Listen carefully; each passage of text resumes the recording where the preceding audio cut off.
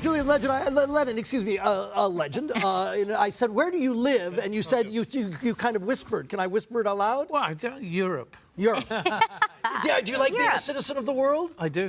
I do. I should think so. I think it's the best education you could possibly have. Traveling the world and meeting the peeps. There you go. You've started a terrific philanthropic foundation. We're going to get to that in just a second. Sure. We had somebody here earlier, and I do this at great risk, who produced the Beatles shows in Los Angeles, brought them to the Hollywood Bowl, Bob Eubanks. And he told a story that involves you. I want to repeat it, but I know it may not be correct. Oh boy, okay. So you can, Try me. you can agree or debunk. He said that you and Paul McCartney, particularly when you were a child, very close. And when your father and Cynthia split up, Paul came by to just talk with you or spend time with you. Yes. And that on that visit to your house, in Paul's head, is when he wrote Hey Jude. That's correct. That is correct. There it is. Well, thanks to Bobby. There you go. That's it. When you first heard that song, as you continue to hear that song, which will play absolutely forever, what's the feeling you get? Yeah, love and cursing.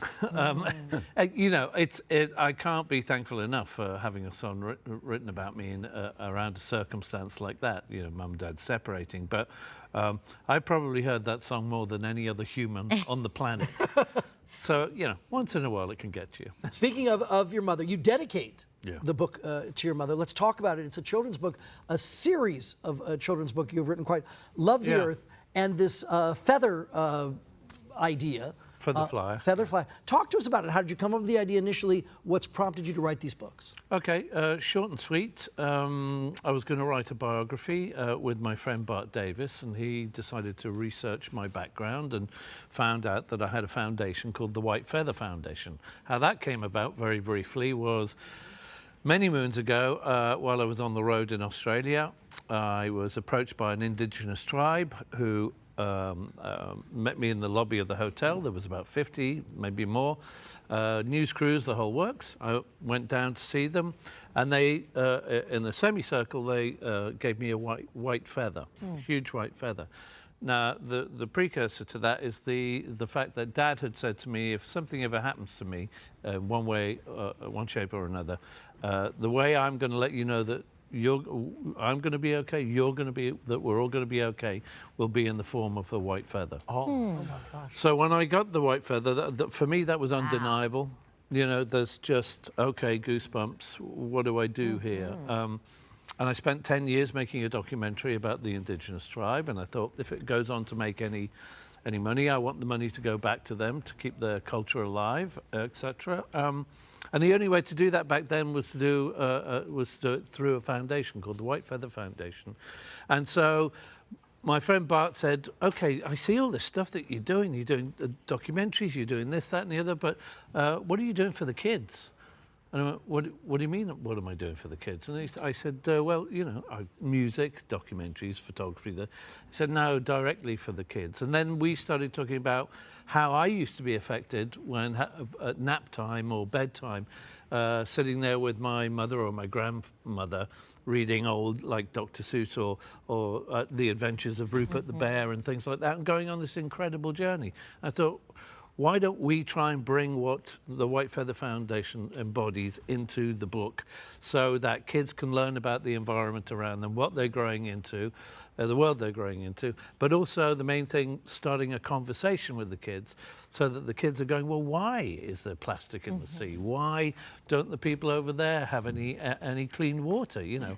So it was all about that, and we've seemed to hit the nail on the head, so to speak, with getting the kids' attention and the parents too. Well, I tell you what's so engaging about the book, and you see that the White Feather essentially is an aircraft to take these kids on various adventures. And you have sort of physical cues in the book. Hey, press this. If That's you want. correct. That's correct. Which I think is a really good idea to make it sort of a tactile experience as well. Yes, it's old school interactive. Yeah, exactly right. Something I've always liked. You're going to have an opportunity to meet Julian. Lonnie Love is actually hosting a book signing. Oh, Lonnie's a friend of ours. Oh, okay. She's absolutely terrific. You'll really enjoy her. When people meet you and talk to you, do you find they want to talk about your father a lot, or do they want to talk about the things you're involved with, or a mixture of both? Or? Depends how old they are.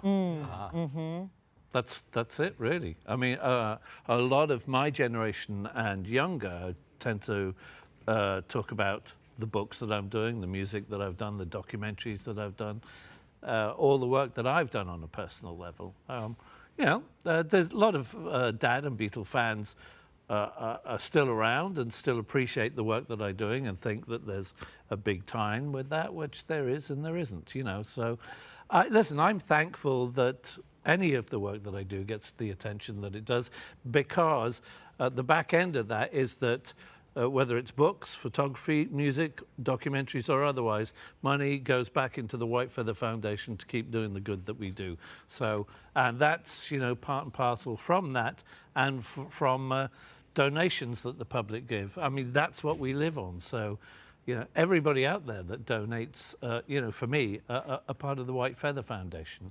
Let's put the information on the screen. That was very, very well said. Thank you. You can meet Julian tomorrow at the Barnes & Noble at the Grove.